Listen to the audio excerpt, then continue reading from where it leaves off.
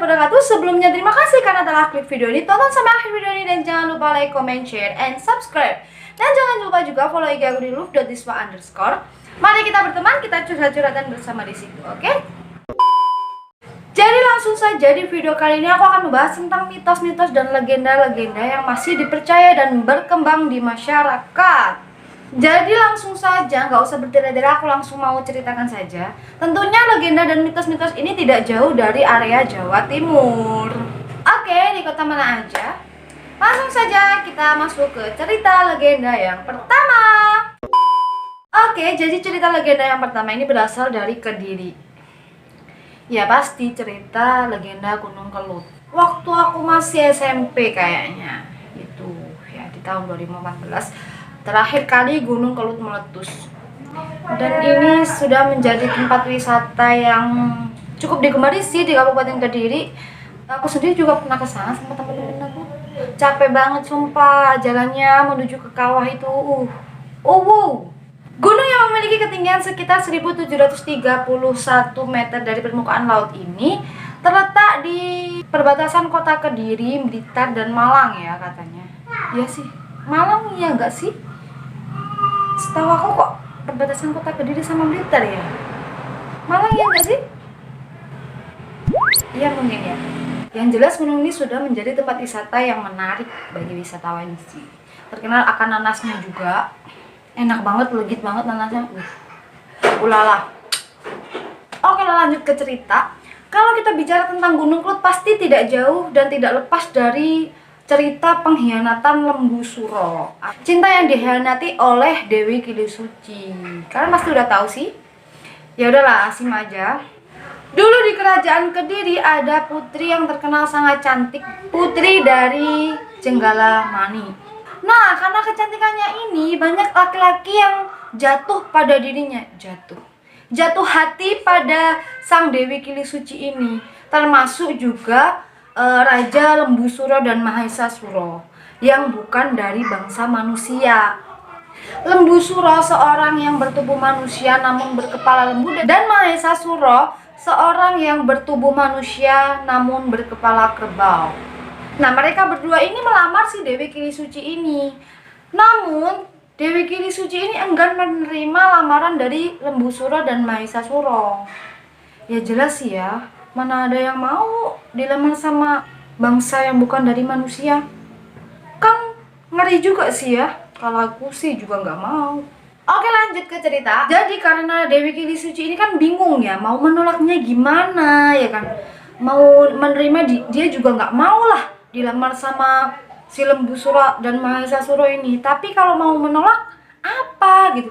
Jadi akhirnya si Dewi Kilisuci ini membuat sayembara untuk membuat 2 sumur di atas Gunung Kelut. Nah, kedua sumur ini harus berbau asin dan berbau amis, dan harus juga dikerjakan dalam 1 malam.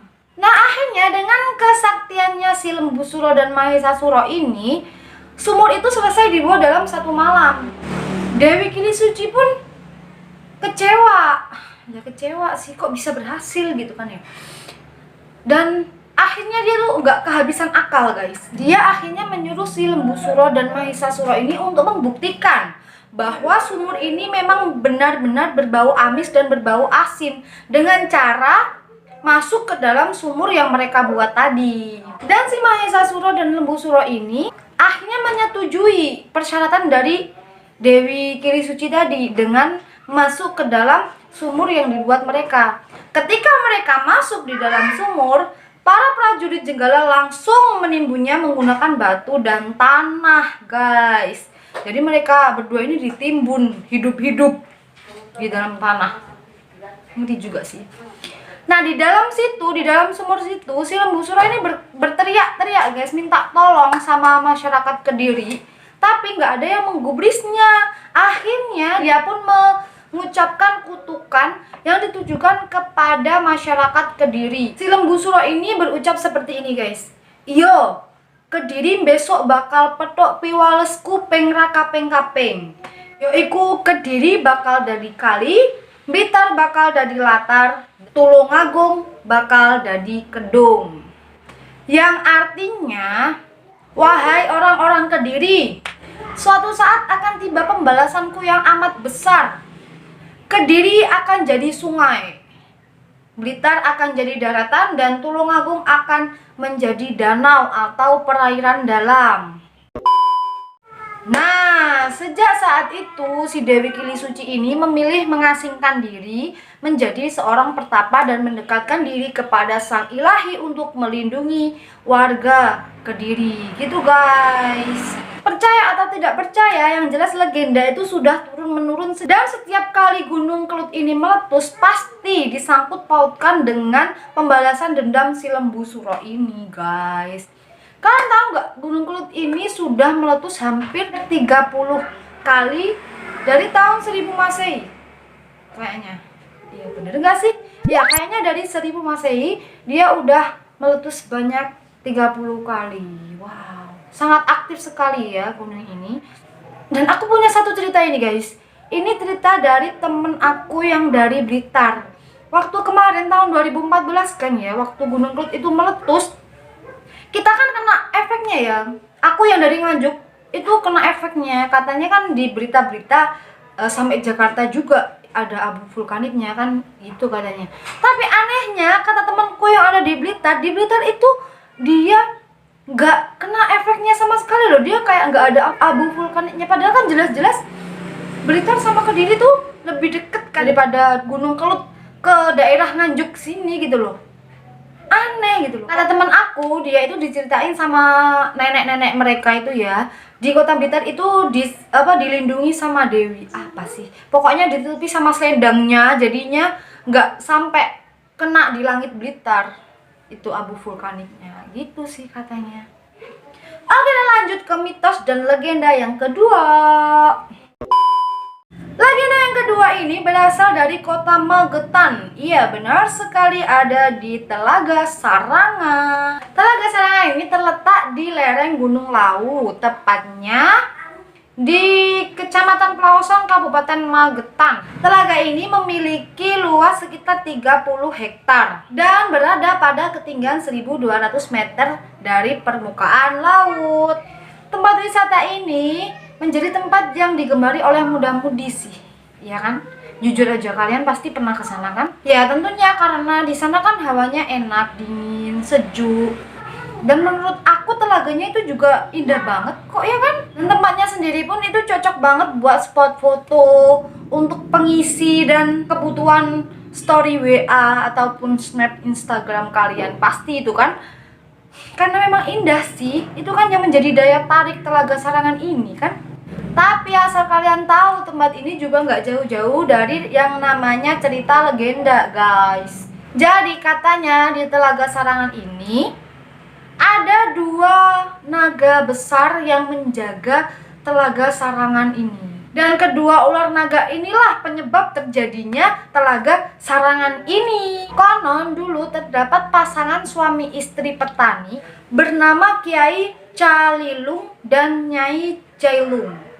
Ceritanya saat suaminya bekerja di sawah, ia merasa kelaparan karena tak kunjung dikirimi makanan oleh sang istri.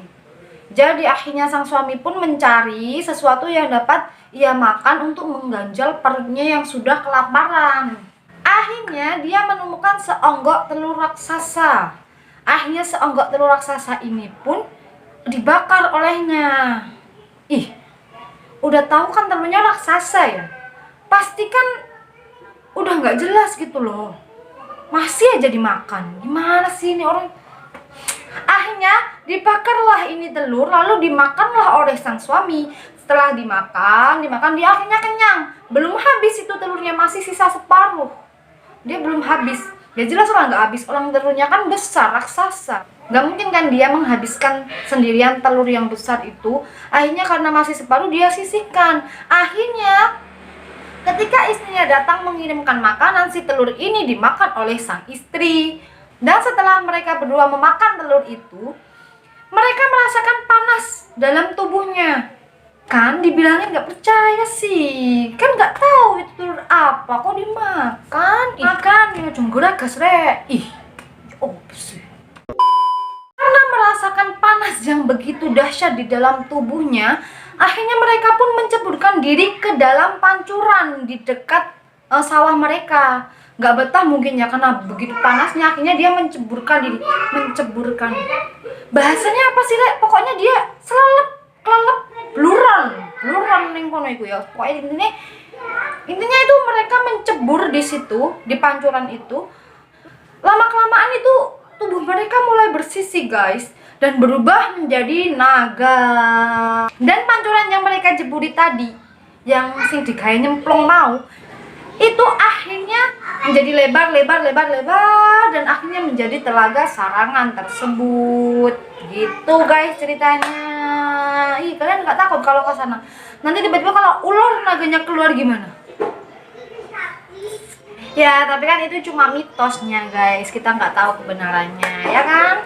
Dan cerita ini diceritakan oleh Mbah Supasastro Diharjo, sesepuh dari desa Sarangan. Dan ada mitos lagi guys, katanya kalau kalian datang ke sini bersama pasangan kalian, hubungan kalian akan kandas. Bener atau tidak sih? Aku nggak tahu sih. Coba deh kalian buktiin bener apa enggak. Terutama ini adalah pasangan yang belum menikah guys. Jadi di sini kalau kalian belum menikah dan atau kalian masih pacaran, jangan deh main-main ke sana, takutnya nanti putus. Tapi kalau misalkan kalian mau membuktikan sih nggak apa-apa. Yang jelas mitos ini sudah banyak dipercayai oleh masyarakat dan muda-mudi yang mau datang ke sana. Jadi mungkin banyak sih yang ke sana tapi yang jombloan dan jomblowati. Jadi yang pacaran kalau misalkan nggak mau putus ya jangan ke sana. Tapi nggak apa-apa sih kalau mau membuktikan, silakan. Nggak apa-apa kok.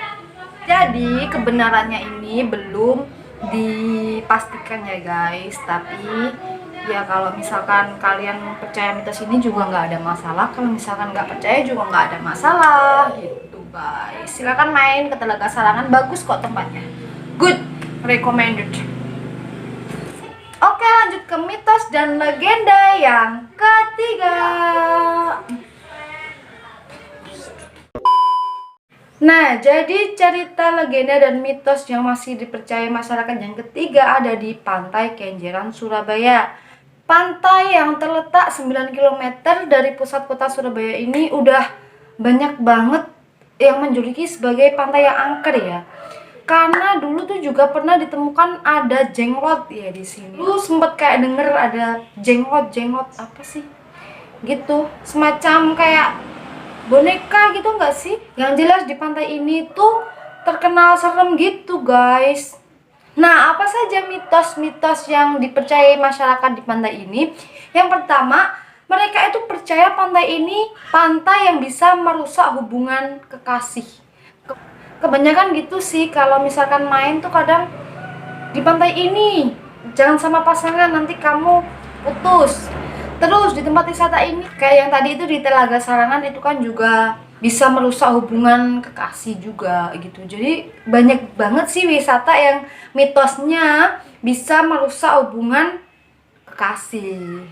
Ya percaya nggak percaya sih, namanya kan juga mitos, kita nggak tahu kalau kita belum membuktikan. Atau kalau misalkan emang bener kan mungkin kebetulan aja atau gimana kan nggak tahu.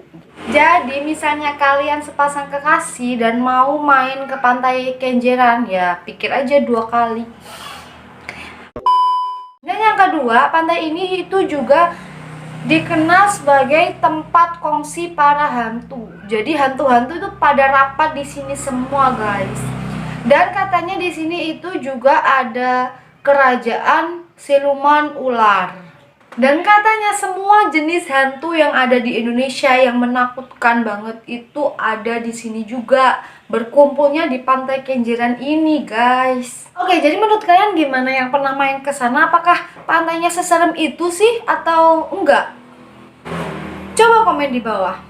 Lokasi yang tidak jauh dari Pantai Kenjeran itu ada benteng senjata, guys. Nah, benteng gudang senjata ini dibuat pada zaman Jepang untuk dijadikan gudang peluru.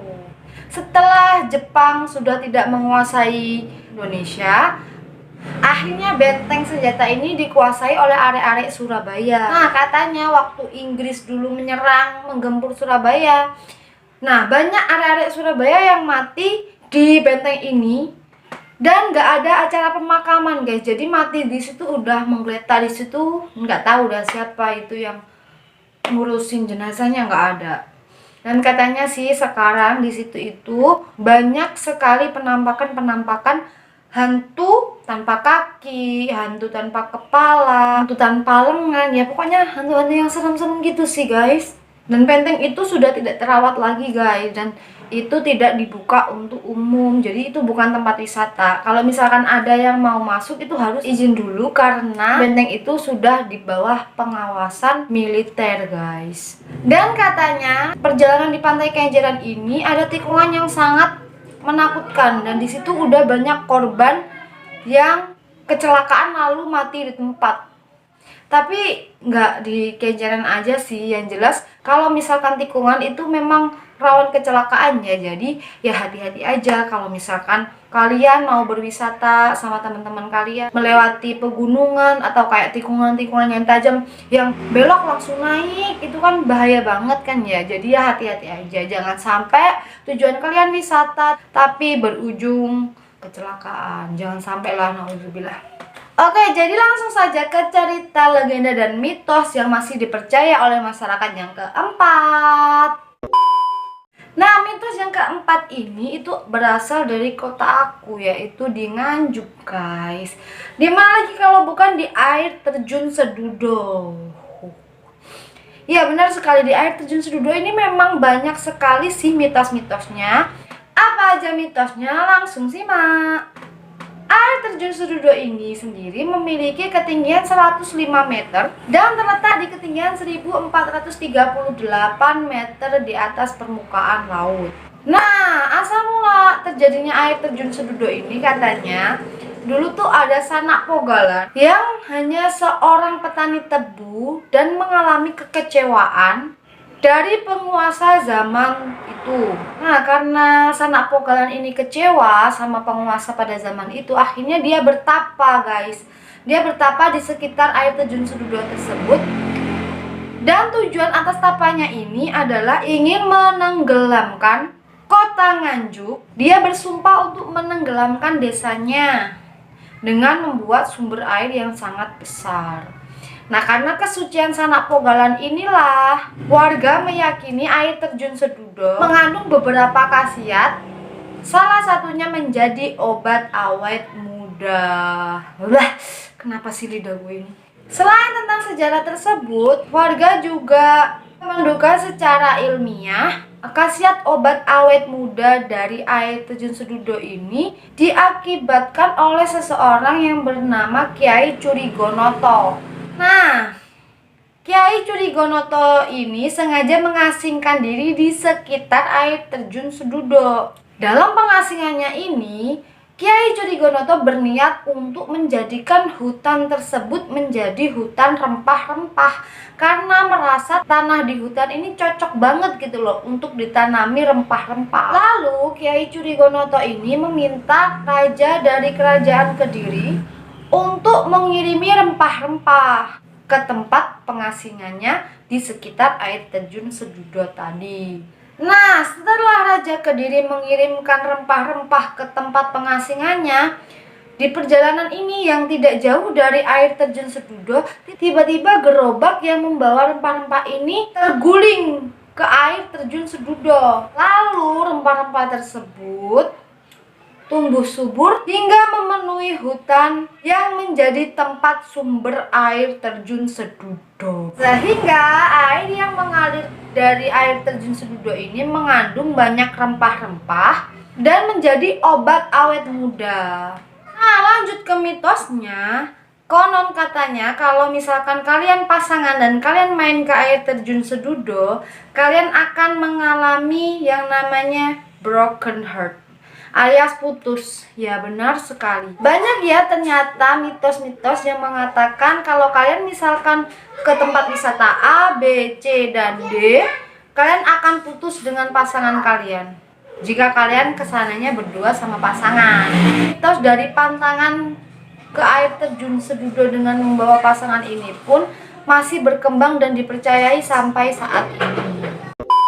Nah, yang kedua kedua, dulu itu katanya waktu kerajaan Majapahit di air terjun Sedudo ini biasanya dijadikan tempat untuk mencuci senjata milik raja dan patung dalam upacara Prana Prastista. Dan yang selanjutnya ada mitos juga di air terjun Sedudo ini, katanya siapapun tidak boleh melakukan hal-hal buruk di air terjun Sedudo ini. Contohnya seperti mesum, terus membuang sampah sembarangan di aliran air terjun Sedudo. Lalu ada juga yang kalau misalkan kita mau mandi di air terjun Sedudo, terus kita bawa sabun atau sampo dari rumah, nah sampo sama sabunnya tadi nggak boleh dibawa pulang lagi. Katanya kalau misalkan kita melanggar aturan itu, kita akan dapat bencana, guys. Gak tahu di air terjunnya itu atau saat kita perjalanan pulang. Jadi pokoknya ada aja kesialan, itu sih mitosnya. Tapi yang jelas, maupun ini mitos ataupun fakta ya guys, kalau misalkan kalian ke tempat wisata, ya nggak boleh lah sampai berbuat asusila. Pokoknya ada di tempat umum, nggak hanya wisata aja sih, pokoknya semuanya ada ya, dijaga etikanya, moralnya, sopan santunnya harus ada gitu guys. Nah, mitos yang selanjutnya ini udah banyak diketahui kan ya, mitos yang katanya kalau misalkan kita mandi di sana kita menjadi awet muda, menjadi bugar, bisa mendapatkan keberkahan, keselamatan. Terus kalau kalian percaya nggak, kalian pernah nggak sih mandi di air terjun Sedudo? Kalau aku sih kesana cuma kesana aja, nggak mandi juga, nggak, cuma lihat aja, lihat air jatuh. Tapi terlepas dari percaya atau tidak percayanya kalian, setiap bulan Suro, pemerintah Kabupaten Nganjuk ini mengadakan ritual siraman ini di lokasi air terjun Sedudo. Nah justru ini guys yang menjadi ikonnya Nganjuk gitu loh, yang menjadi kayak ciri khas. Justru malah inilah yang menarik wisatawan. Dan air terjun Sedudo ini kan memang menjadi primadonanya Nganjuk ya guys. Nah jadi kapan main ke Sedudo bareng aku? Kuy. Nah mungkin itu aja mitos-mitos dan cerita legenda yang ada di Jawa Timur. Itu nggak semuanya sih, sebenarnya masih banyak, cuma aku ambil yang itu aja. Percaya atau tidaknya kalian itu terserah kalian, itu hak kalian. Yang jelas ini memang mitos-mitos yang sudah melegenda ya guys. Di sini juga banyak pesan moralnya ya guys. Kalau misalkan kalian ke tempat wisata ya dijaga juga sopan santunnya. Terus kalau misalkan kalian di jalannya itu agak mainstream misalnya, ya hati-hati di jalan, jangan sampai wisata kita berujung kecelakaan. Nauzubillah. Pokoknya jangan, sopan santunnya dijaga, pokoknya harus beretika dimanapun kita. Oke, cukup segitu aja video dari aku kali ini. Jangan lupa follow IG aku di love.liswa_. Oke, cukup sekian dari aku. See you next video. Assalamualaikum.